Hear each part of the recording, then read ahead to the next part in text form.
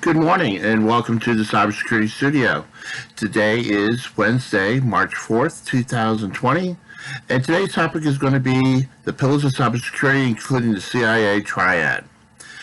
First of note, for those who aren't familiar with the CIA Triad, has nothing to do with the Central Intelligence Agency nor the Culinary Institute of America. When I'm referring to CIA, I'm referring to confidentiality, integrity, and availability. Very important concepts for you to know in cybersecurity. The pillars of cybersecurity is an important concept in the field, because all your security controls are going to focus on one of these 5 items. So let's break it down. The main 3 concepts that form the cybersecurity triad include confidentiality. That's the protection of information from disclosure to unauthorized individuals, systems, or entities. Now, everybody has some type of information they want to keep to themselves. It's either sensitive, classified. For example, in the DoD, there's lots of military secrets, same with the intelligence community. They classify it, they say, you have to have a need to know, and you have to have the appropriate security clearance, and there's an elaborate set of procedures on how to handle that type of information.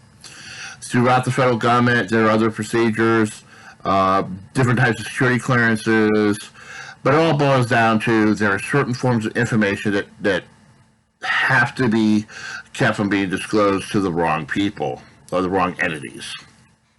Okay, another part of the pillars of cybersecurity include integrity, which is the protection of information, systems, and services from unauthorized modification or destruction. A good example of that would be when I make an input and I say, like for example, if I'm working on my taxes on TurboTax, I want that information to remain the same as I save my work on TurboTax, and I go to bed, and I wake up the next morning. I want that information to remain the same. I don't want anybody messing with it without my authorization. It becomes extremely important, especially when you're dealing with financial stuff, and also too, there's elaborate procedures, and we're going to talk about that later, on making sure that once that information is in there, any changes to that information are accounted for. The next important concept is availability. And availability is a timely, reliable access to data and information sources by authorized users. Now, here's some prime examples. Like if you're running a nuclear power plant, you pretty much want that up and running 24/7, with almost 100% uptime. Another example is a 911 system. You want that up and running for the safety and security of people in that jurisdiction. So, now we start talking about, continuity of operations here. We're talking about making sure that thing's available, making sure nobody messes with it where you have significant downtime. So, you can kind of see how these start to come together. 2 other pillars, even though they're not considered the primary goals of cybersecurity, include authentication. And authentication is the ability to verify the identity of an individual or entity. So anybody who operates on your systems needs to be verified as those individuals and appropriate and authorized users. Another concept within the pillars of cybersecurity is non-repudiation, the ability to correlate with high certainty a recorded action with originating individual or entity. A funny way to remember it is, if you ever watched The Simpsons, little Bart, whenever something went wrong and it was discovered, he would say, "Oh, you can't prove it's me. It wasn't me. You can't prove it." All that stuff. Well, same thing goes with cybersecurity. You want to make sure that you have security logs or means of authenticating whoever does any actions on your systems. You need to be able to authenticate and account for their actions. For example, when I checked my accounts at my credit union this morning, I want to make sure that, you know, the integrity of that information was kept. So what happens is that Navy Federal's sites, you know, and they have a log of, you know, who made what changes. Did someone at the credit union make the change? Did I make a change? Did one of my authorized users make a change? So that's an important concept to keep in mind. You can kind of see how a lot of these concepts have to interoperate and work together in order to have cybersecurity. A couple of things also to keep in mind is that the priority of whether it's confidentiality, integrity, availability depends on what type of system you're talking about.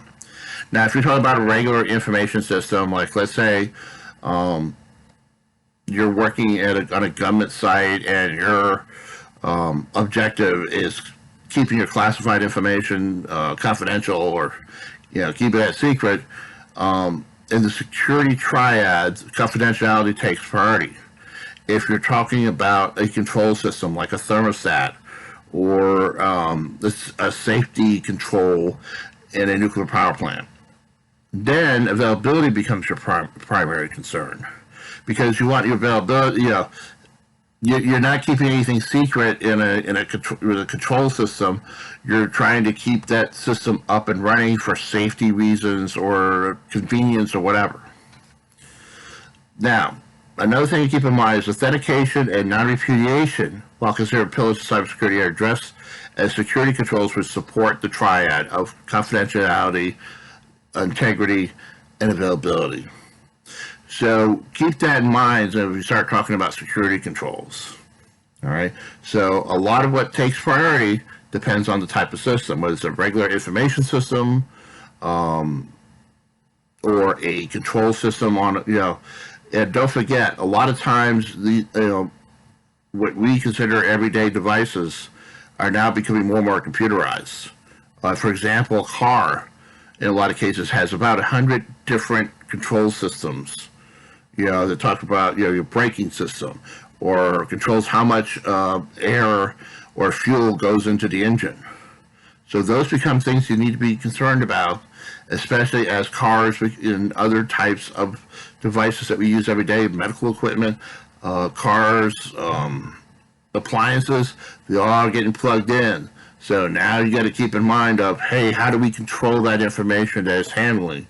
So keep in mind about what we're talking about when we start talking about the security triad and the concepts of cybersecurity. Well, if you like what I did today and you want me to make more embedded videos, please support me by either hitting the like if you're on YouTube or Penetron. And also my Penetron address is up there, or become a subscriber to me on YouTube.